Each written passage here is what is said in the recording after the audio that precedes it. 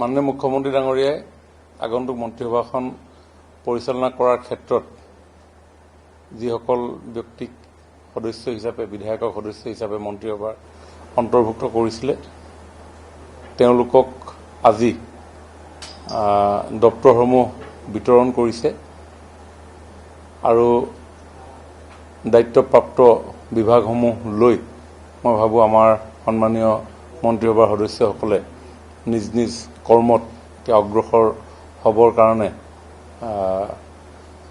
আৰম্ভ কৰিব আৰু মোকো পূৰ্বৰ দুটা বিভাগ সাংস্কৃতিক পৰিক্ৰমা আৰু উদ্যোগ আৰু বাণিজ্য বিভাগৰ লগতে এক্টিছ পলিচি এই বিভাগটো সংযুক্ত কৰি দিছে। নিশ্চিতভাৱে আটাইকেইটা বিভাগৰ জৰিয়তে অসমৰ সৰ্বাংগীন বিকাশ আৰু কল্যাণৰ কাৰণে আগন্তুক দিনত মুখ্যমন্ত্ৰী ডাঙৰীয়াৰ পৰামৰ্শৰ ভিত্তিত আমি কাম কৰি যাম।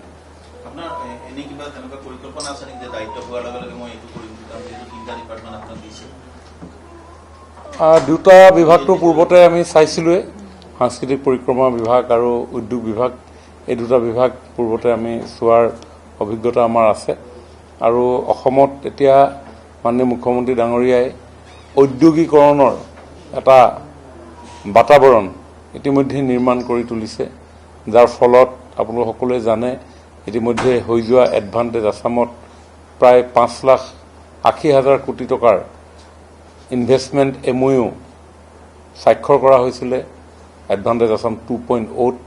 পৰৱৰ্তী সময়ত সেই 5,80,000 কোটিৰ প্ৰায় 2,70,000 কোটি টকা ইতিমধ্যে গ্ৰাউণ্ডেড হৈছে বিভিন্ন স্থানত, অসমৰ বিভিন্ন স্থানত এই উদ্যোগসমূহ ইতিমধ্যে গঢ় লৈ উঠিছে আৰু পৰৱৰ্তী MOU চাইন কৰা উদ্যোগসমূহৰো বিভিন্ন পাইপলাইনত কামসমূহ আগবাঢ়ি আছে, অনগোয়িং প্ৰচেছত আছে।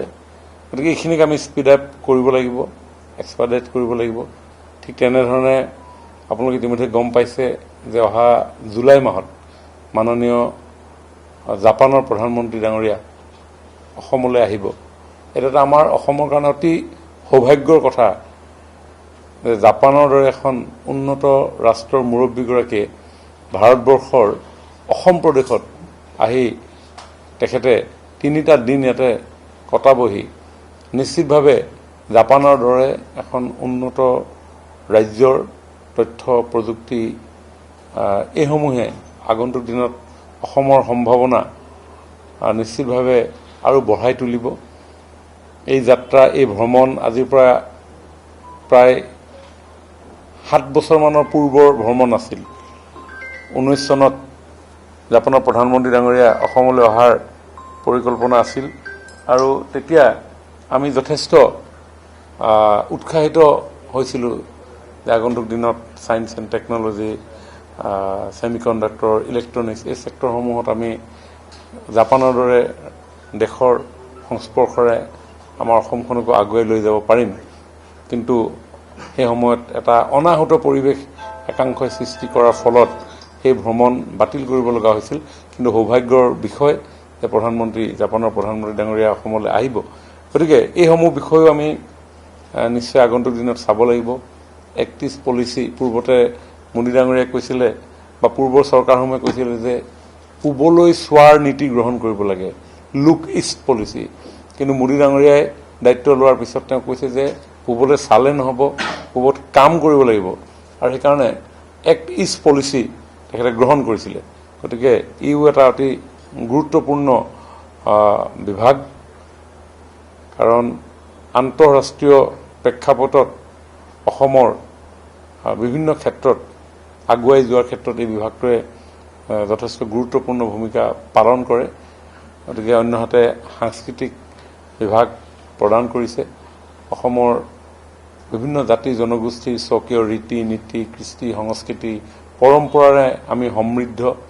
আমাৰ সকলোবিলাক সাংস্কৃতিক সমলৰ মাজত যথেষ্ট সম্ভাৱনা লুকাই আছে। এই সম্ভাৱনাসমূহো আমি বিকাশ কৰি বিশ্ববাসীৰ আগত পৰিচয় কৰি দিয়াৰ প্ৰয়াস ইতিমধ্যে মুখ্যমন্ত্ৰীয়ে গ্ৰহণ কৰিছে। বিহু বিনন্দিয়া, ঝুমুৰ বিনন্দিনী, বাগৰুম্বা, দহৌ, আমাৰ ঐতিহ্যমণ্ডিত cultural heritage, tangible heritage, Charaideo মৈদামক ইউনেস্কো হেৰিটেজ চাইট হিচাপে ঘোষণা কৰা ইত্যাদি ইত্যাদি বহু কাম আছে। গতিকে আমাৰ জৈৱ বৈচিত্ৰতাৰ পৰা আৰম্ভ কৰি সাংস্কৃতিক ঐতিহ্য চেতনাবোধেৰে সমৃদ্ধ অসম সমাজ জীৱনখনক আগুৱাই লৈ যাবৰ কাৰণে সাংস্কৃতিক পৰিক্ৰমা বিভাগটোৰ যথেষ্ট গুৰুত্ব আছে। গতিকে সকলো ৰাইজৰ সহযোগত আৰু বিশেষভাৱে আপোনালোকৰো সহযোগত সংবাদ মাধ্যমে এই বিষয়বিলাক ৰাইজৰ ওচৰলৈ লৈ যায়। গতিকে এই বিষয়বিলাক আমি তেনেধৰণে আগুৱাই লৈ যোৱাৰ আমি প্ৰয়াস কৰিম। গতিকে এইখিনিয়ে কথা।